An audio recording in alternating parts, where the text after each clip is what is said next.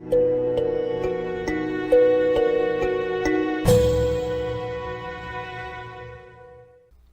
ano passado foi proposto os temas e uma pessoa da congregação propôs o tema discriminação entre os irmãos.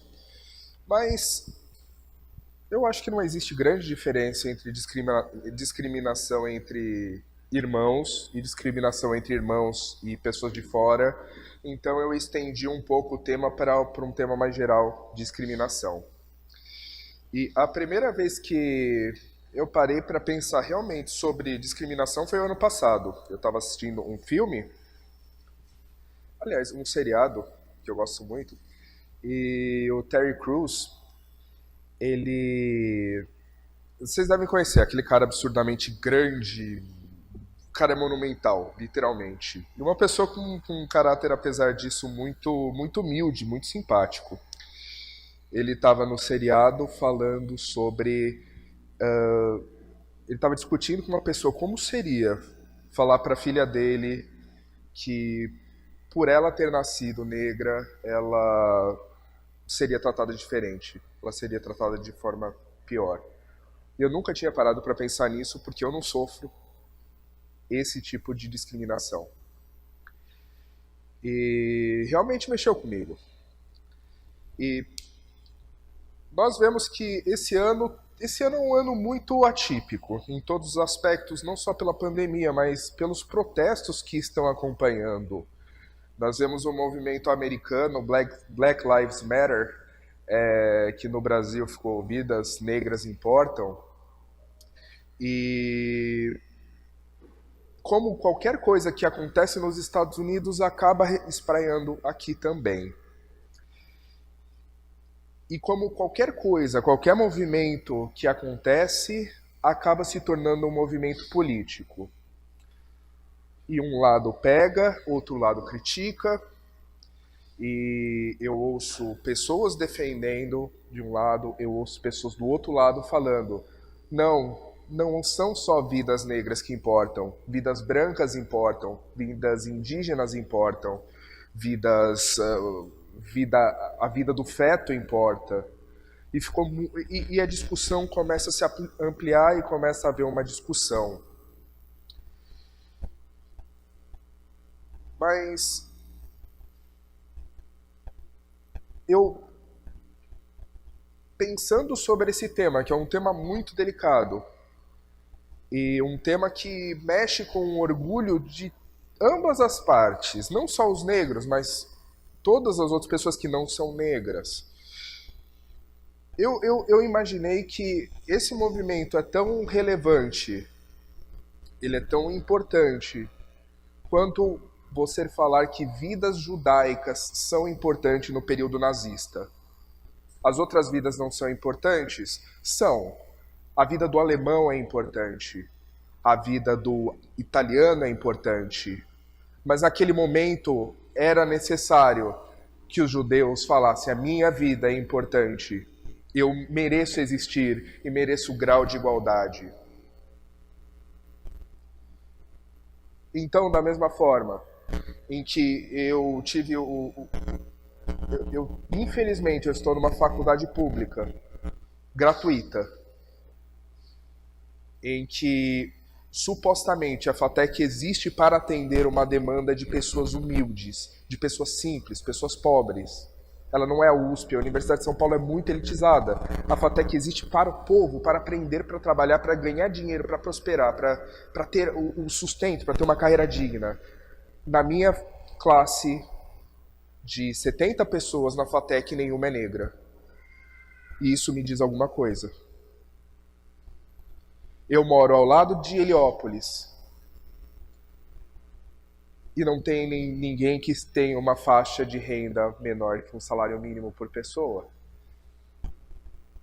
É importante tratarmos sobre vidas negras, e vidas negras importam.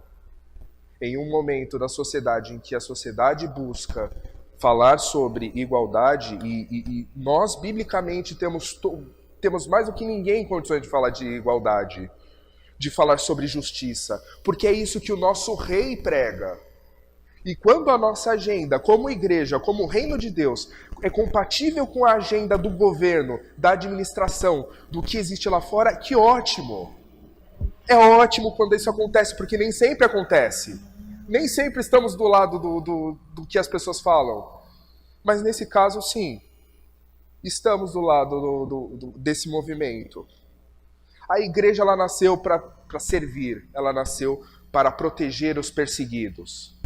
E devemos proteger todos os tipos de perseguidos, não só os negros. Homossexuais, eles têm direito à vida? Tem, e nós devemos defender o direito dele à igualdade de vida, de salário, de condições. Pense no grupo mais extraordinariamente diferente de nós. Nós defendemos a justiça, que eles tenham direitos e igualdades, como qualquer pessoa. Porque a igreja serve a todos, e a quem mais é perseguido, mais nós protegemos. É importante que a igreja defenda, sim, as pessoas negras, as pessoas gordas, as pessoas feias. Não sei se existe um preconceito em relação a isso, mas se existir, nós vamos defendê-las. Nós respeitamos a diferença. E nós reconhecemos através do Senhor Jesus a igualdade entre as pessoas. 1 Coríntios, Corinto é uma congregação muito interessante, porque é uma congregação portuária. Ela fica no meio, entre a Ásia e a Europa. Se na Ásia existe o Império Persa, existe o poder persa, o babilônico, existe um comércio muito grande nessa área. Na área europeia a gente vê Roma, que é muito forte. Nesses dois caminhos existe um porto, o porto de Corinto. E as pessoas são muito diversificadas lá. As pessoas são literalmente diferentes em língua, costumes, culturas, religiões. E a igreja acaba se tornando um reflexo disso. E a igreja acaba se tornando uma discussão em relação à sua própria existência por causa disso. Eles têm que fazer discussões básicas. Porque a igreja é tão diferente culturalmente que até coisas simples se tornam guerras. Nesse cenário, Paulo ele diz: pelo contrário, os membros do corpo que parecem mais fracos são indispensáveis. E os membros que pensamos serem menos honrosos, tratamos com especial honra. E os membros em nós e os membros que em nós são indecorosos são tratados com decoro especial, enquanto os que em nós são decorosos não precisam ser tratados de maneira especial. Mas Deus estruturou o corpo, dando maior honra aos membros que dela tinham falta. É interessante a relação de Paulo e o jogo que ele faz. Quem menos merece, mais terá. Quem menos é decoroso, mais decoro tem. É uma relação de que nós precisamos cuidar das pessoas. As pessoas fracas, as pessoas que estão sendo perseguidas, as pessoas que se sentem abatidas. A igreja deve tratar as pessoas não com igualdade, mas como dizia Rui Barbosa, nós tratamos na igualdade na medida que eles são iguais e na desigualdade na medida em que eles são desiguais. É diferente eu corrigir uma pessoa sólida na fé, que tem 300 anos de igreja, de uma pessoa que acabou de chegar. Eu não posso tratar com o mesmo rigor uma pessoa que já é experimentada, que é fiel, que trabalha, com a mesma proporção que eu trato com uma pessoa que está aprendendo, que está exercitando ainda, que está começando a jornada. A gente dá leite para quem precisa de leite, a gente dá feijoada para quem suporta digerir uma feijoada. Esse conceito é importante, porque nós devemos tratar e devemos ter todo cuidado com as pessoas em relação às diferenças dela.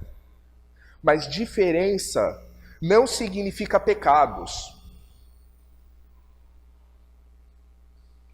E vocês sabem que a cor da pele não quer dizer pecado, não é isso que eu quero dizer, mas o que eu quero dizer é, a pessoa é diferente porque ela trai o marido.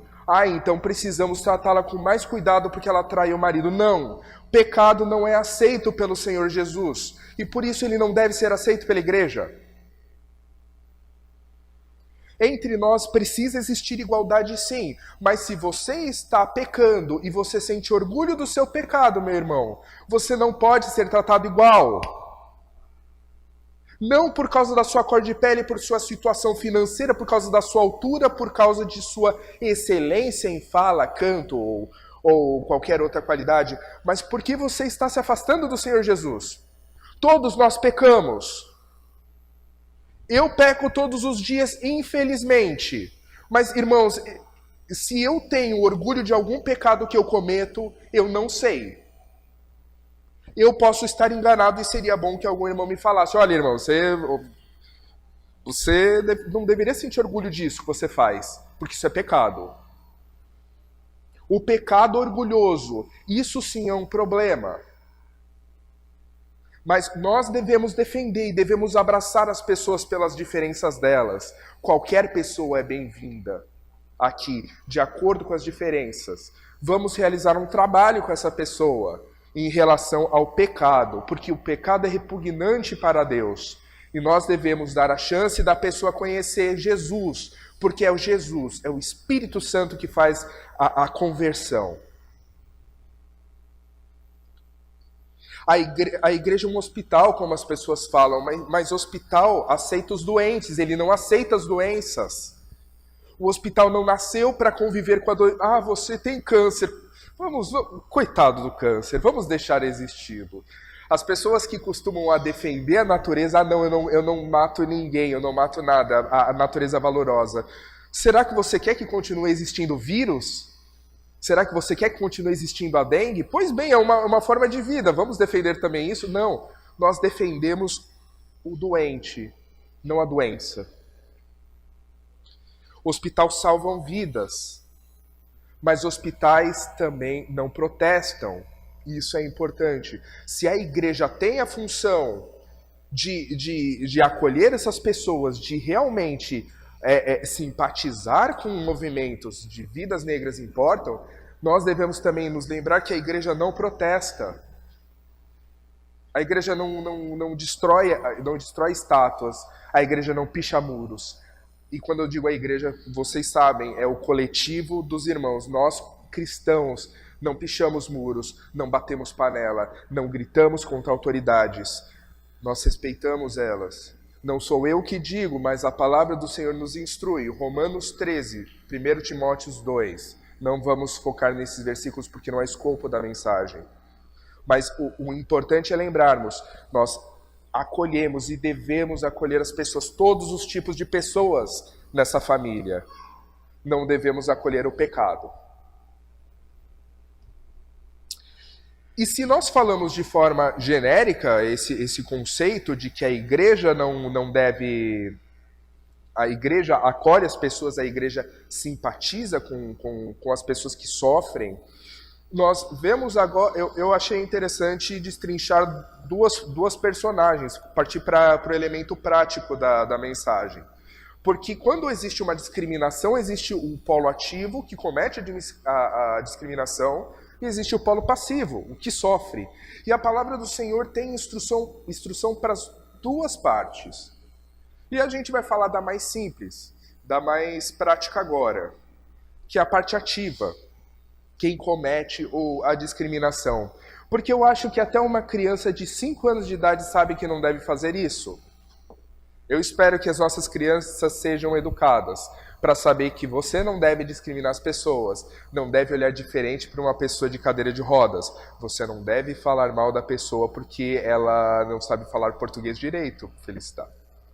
Brincadeira. Mas, brincadeiras à parte, não devemos discriminar as pessoas. E nós sabemos disso. É interessante que raramente a gente vê exemplos bíblicos sobre racismo, sobre preconceitos. Mas existe um caso no Velho Testamento falando sobre isso. E nós vamos lê-lo agora. Está em Números 12, versículo de 1 a 2. Miriam e Arão começaram a criticar Moisés porque ele havia se casado com uma mulher cuxita. Será que o Senhor tem falado apenas por meio de Moisés? Perguntavam. Também não tem ele falado por meio de nós? E o Senhor ouviu isso. Esse é o grande problema. Moisés não escutou, mas o Senhor escutou. Por que é um problema de racismo aqui? Porque os judeus, se você conhece, desculpe, se você conhece os judeus, eles têm um biotipo muito específico, eles são mais claros, eles tendem a ter olhos claros, desculpa, Davi era um homem ruivo, por exemplo. Sinceramente, eu nunca vi uma pessoa com uma graduação de cor mais clara, com menos melanina, ser ruiva. Geneticamente eles são mais claros. E os cuxitas... obrigado. E a mulher de Moisés era Zípora, que era filha de Jetro. E eles viviam na região de Midian. Aquela região hoje é conhecida pelo Irã. É uma região do Oriente Médio, o Oriente mais próximo da Índia, chegando ali no caminho da Índia. Então a cor deles provavelmente era muito morena. Eles tinham um biotipo mais arredondado, eles tinham o rosto diferente, eles tinham um cabelo diferente.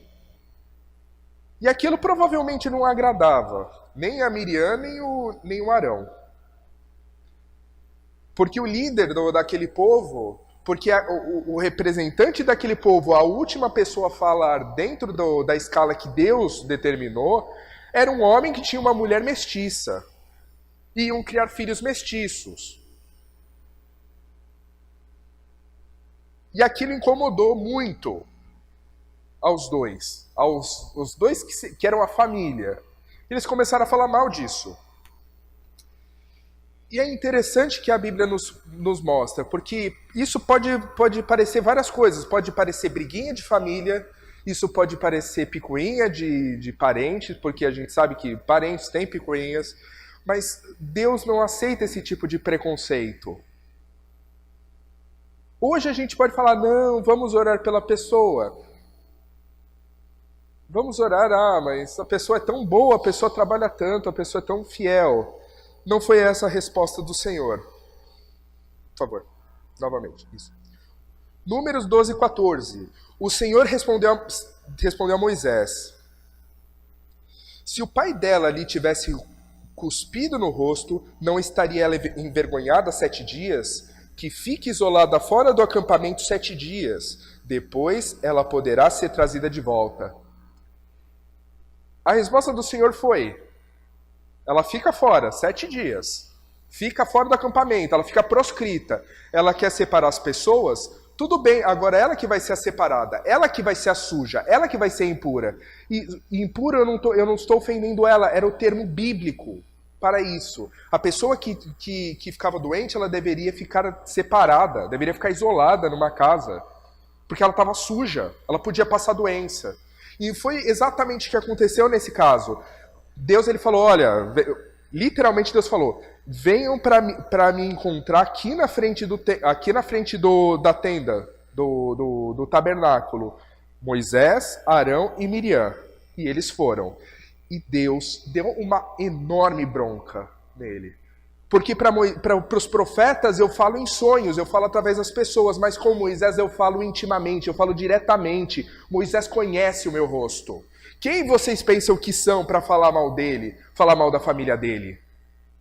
E quando o Senhor sai da presença, acontece que Miriam, ela está leprosa. Ela está branca como a neve. E o branco não é uma... É estranho falar isso, mas o branco não é de uma situação de alva como a neve, não é o branco, o brilho que Moisés tinha quando conheceu o Senhor, quando conheceu face a face. Mas um branco de pele podre, porque quando a pele apodrece, ela fica branca, esbranquiçada. Daí, a Miriam, que tinha falado mal da família, ela teve que implorar, Moisés, por favor, olha como eu vou apodrecer. E as palavras de Moisés, ele fala não num sentido pejorativo, mas ele fala para o Senhor, por favor, não deixe Miriam como se ela fosse um feto abortado. Essa era a situação que o Senhor deixou Miriam como um feto abortado. Então a discriminação não é permitida. A palavra do Senhor, a lei de Moisés, ela não permitia discriminação entre o judeu, entre a pessoa que era estrangeiro e tinha se convertido ao judaísmo e o judeu. Eles eram iguais. As pessoas tinham os mesmos direitos. Todos que pertenciam ao reino de Israel gozavam dos mesmos privilégios. Eles gozavam de igualdade. Nós não vemos uma discriminação com Raabe quando ela passou de uma prostituta. E olha, não é uma função qualquer, ela tinha uma função menor. Uma vida que até hoje seria considerada constrangedora. Ela foi para o reino de Israel e ela se casou com Boaz. O Senhor não aceita discriminação. O Senhor não aceita diferenciações entre as pessoas. Ele não aceita pela cor de pele. Ele não aceita pelo nível de instrução. E nós devemos sempre cuidar. Eu não vejo esse problema aqui em São Vicente, mas pode existir. Eu vejo que nós tratamos igualmente uma pessoa que tem doutorado e uma pessoa iletrada. E glória a Deus por isso. E assim deve ser a postura do cristão. Nós não nos separamos por status. Se a pessoa tem direito, se a pessoa tem dinheiro, se a pessoa tem um grau social melhor, nós damos mais carinho, damos mais cuidado. A palavra do Senhor mesmo nos diz, ouçam, meus amados irmãos, não escolheu Deus os que são pobres aos olhos do mundo para serem ricos em fé e herdarem o reino que ele prometeu aos que o amam? Mas vocês têm desprezado o pobre. Não são os ricos que oprimem vocês? Não são eles os que os arrastam para os tribunais? Não são eles que difamam o bom nome que sobre vocês foi indicado? Se vocês de fato obedecem à lei real encontrada na Escritura, que diz, ame o seu próximo como a si mesmo, estarão agindo corretamente. Mas se tratarem os outros com favoritismo, estarão cometendo pecado e serão condenados pela lei como transgressores. Como transgressores. É interessante porque nós falamos que mentir é pecado, porque nós falamos que roubar é pecado, mas discriminar, tratar com favoritismo é pecado do mesmo jeito, de acordo com a lei do Senhor. Então, para o cristão, é muito importante, é importante falar aquilo que é óbvio. Não devemos discriminar as pessoas por qualquer motivo. Devemos amar. Eu ia procurar um conceito complexo, mas o conceito é devemos amar. Num aspecto passivo, a pessoa que recebe, também existe um tratamento especial que nós podemos ver que a palavra do Senhor nos traz. Porque nós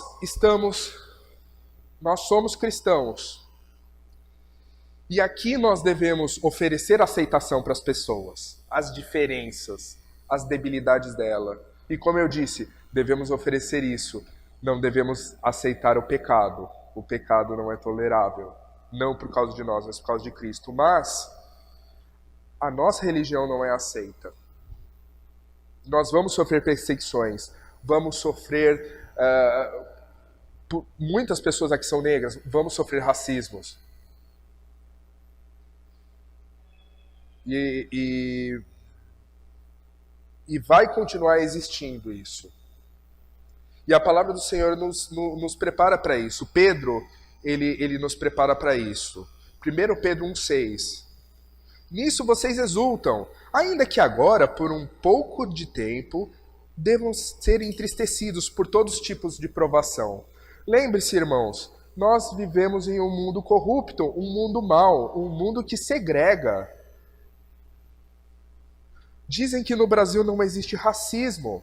Mas quantas pessoas negras chegam no topo? No Mackenzie eu tinha uma turma de 100 pessoas, 2 eram negros, em todos os 5 anos de faculdade. Eu estou numa faculdade pública e não tem negros. Por que isso?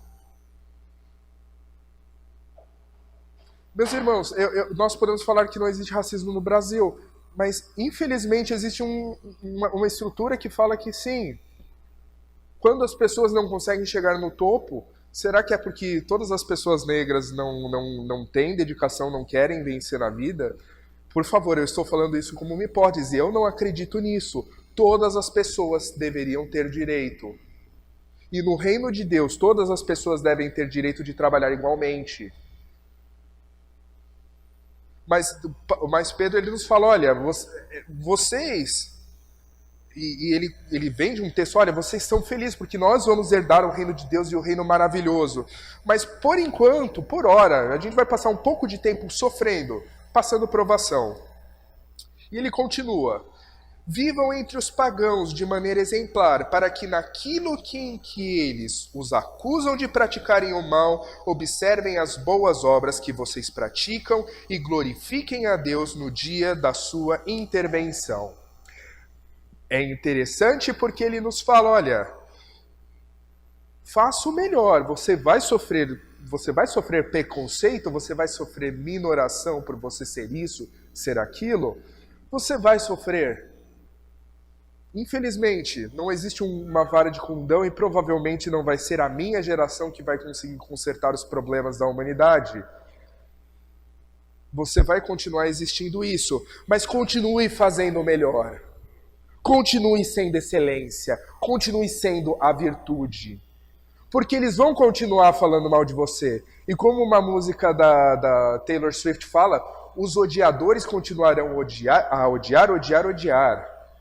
Mas eu vou continuar a me mover. Continue se movendo, continue sendo excelência. Mesmo que as pessoas desprezem você, mesmo que as pessoas coloquem você para baixo.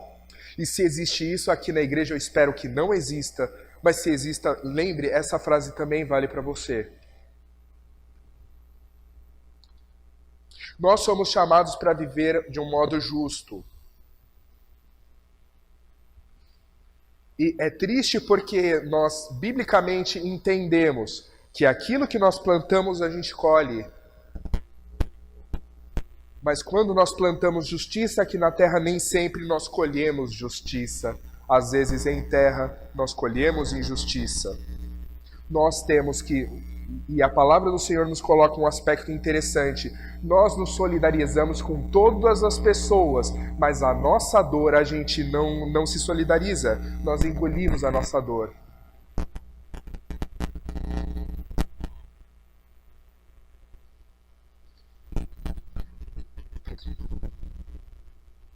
Mas nós precisamos nos lembrar, irmãos, quem fez isso antes?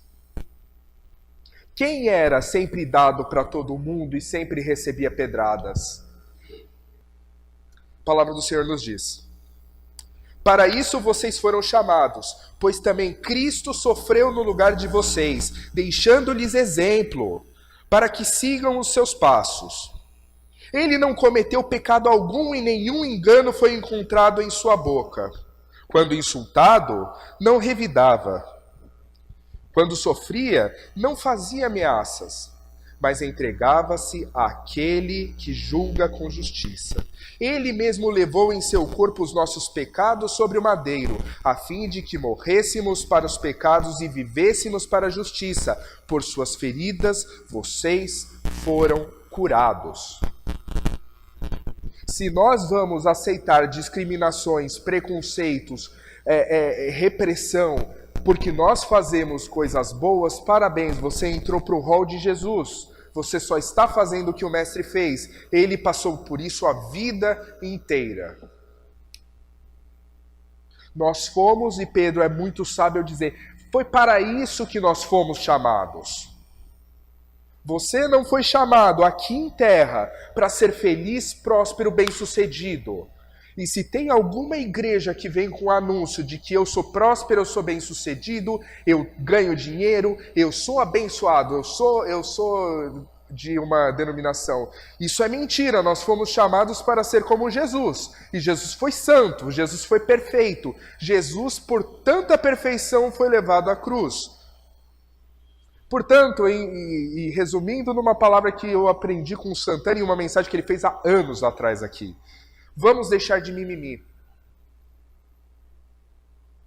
Infelizmente, meus irmãos, a palavra do Senhor não nos convida a falar, vamos, ai, pobrezinho de mim.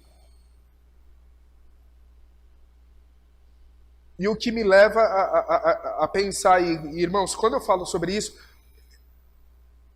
é fácil, parece fácil para mim falar. Mas quando eu estava montando essa mensagem, eu me lembrei muito daquele exemplo do Terry Crews, ele falando para o seu filho. Porque eu não tenho filhos, eu não sou casado, mas eu já penso nos meus filhos. E, irmãos, se um dia eu me casar com uma mulher negra, e eu, convenhamos, eu acho muito bonita a cor negra, me atrai muito, eu vou ter que falar para o meu filho, olha, você vai sofrer com isso. E me dói o coração. Eu já sinto por ele ou por ela. Mas eu vou ter que falar para ele, olha, você vai ter que ser forte. Você vai ter que ser forte. E nós, quando nós somos perseguidos por causa de Cristo, quando nós somos perseguidos por coisas que não são pecados, mas são defeitos, pois são detalhes que nós temos, pois são características nossas, a gente tem que se lembrar, precisamos ter o couro duro, precisamos calejar. Porque esse mundo nós não viemos a passeio, a gente veio para a guerra. E por que então vale tudo isso, meus irmãos? Desculpe. Se nós olharmos, é plantar para não colher. É plantar coisas boas para sofrer repressão. É para sofrer agressão. É para sofrer ofensas. É para sofrer palavrinhas. É para sofrer fofocas por trás. Mas nós precisamos nos lembrar que não, o galardão, o foco, a meta não está na terra. Não está em viver bem aqui, mas está nos céus. Nós falamos que o nosso foco é Cristo. Nós devemos focar o que nós vamos ser aqui em terra em Cristo. Mas o nosso foco é o céu, o paraíso. A gente olha, eu não sei você, mas às vezes eu me pego pensando nisso. Às vezes eu penso em Jesus como uma alegoria. Jesus parece mais um símbolo, um exemplo, uma ilustração do que uma pessoa de carne e osso. Mas Jesus é real. E ele sofreu, ele amargou, se você hoje está sofrendo com desemprego, falta de dinheiro, se foi reduzida a sua jornada de trabalho e seu salário, se hoje você está dependendo do governo, se hoje você tem problema de saúde, se hoje é difícil você até se transportar, porque tudo tem tido dificuldades, eu sei. Lembre-se que Jesus, ele passou por coisa muito pior. Mas existe algo muito melhor e que ele nos garante. E ele morreu por causa disso. Ele morreu não para que vivêssemos simplesmente melhor na terra, mas para que vivêssemos excelentes nos céus. Os céus serão maravilhosos. O céu será maravilhoso. O céu vai valer a pena. O céu é o motivo por nós sofrermos calados, porque nós sabemos que a pessoa que prometeu o céu para nós, ele é fiel e ele vai nos entregar. Pedro, no primeiro versículo que nós tratamos, ele fala por um curto período de tempo. E meus irmãos, quanto mais passa o tempo, e vocês que são mais velhos do que eu sabem, é um período muito pequeno de tempo. Parece que passa com um piscar dos olhos de fato. Você vai morrer, e graças a Deus por isso. Graças a Deus não temos a promessa de que vamos viver eternamente nessa terra em que eu sou, em que eu fedo, em que eu tenho que ficar tomando conta porque senão eu destruo a terra com aquecimento global. Não, vamos viver em um mundo de gozo, um mundo de prazer, um mundo de felicidade. Como felicidade é difícil, é um item escasso na terra. Porque até quando nós temos muita felicidade, a gente para de dar valor aqui na terra. Lá no céu não. Lá no céu, eu costumo pensar no céu como uma padaria, porque eu vou poder comer pão fresquinho, aquele cheiro maravilhoso de pão, e eu não vou precisar pensar no tamanho da minha roupa, eu não vou precisar pensar em diabetes ou pressão alta. Eu vou comer pão, e o melhor pão possível e imaginável, quanto eu quiser, quantas vezes eu quiser, porque para mim comer é uma delícia, e é o grande prazer da minha vida aqui na Terra. Para minha mãe vai ser uma grande máquina de pipoca que ela vai comer, comer, comer. Para o meu pai vai ser a telha norte cheia de equipamentos em que ele vai poder comprar todo tipo de equipamento para reformar as coisas. Portanto, falando sobre discriminação, é importante enaltecermos os seguintes pontos que nós tratamos aqui. A igreja, ela se solidariza com as pessoas que buscam justiça, que buscam melhores condições, pessoas que buscam ter seus direitos reconhecidos. A igreja acolhe essas propostas, a igreja incentiva essas propostas, mas a igreja não protesta contra governos, autoridades. Nós nos sujeitamos, mesmo que eles nos persigam. Não toleramos em nosso meio a discriminação. Discriminação é pecado, discriminação é repugnante para o Senhor. Num aspecto ativo, nós não devemos, como cristãos, praticar a discriminação, de qualquer forma que seja. Num aspecto passivo, quando nós somos as vítimas, nós devemos aprender a sofrer, assim como Jesus aprendeu a sofrer. E em tudo lembrar que nós precisamos olhar para o céu. Ele é o fundamento que nos firma a manter esse ciclo, que é muito difícil, em que nós protegemos a todos, mas nós não nos protegemos. E sofremos pedradas por causa disso.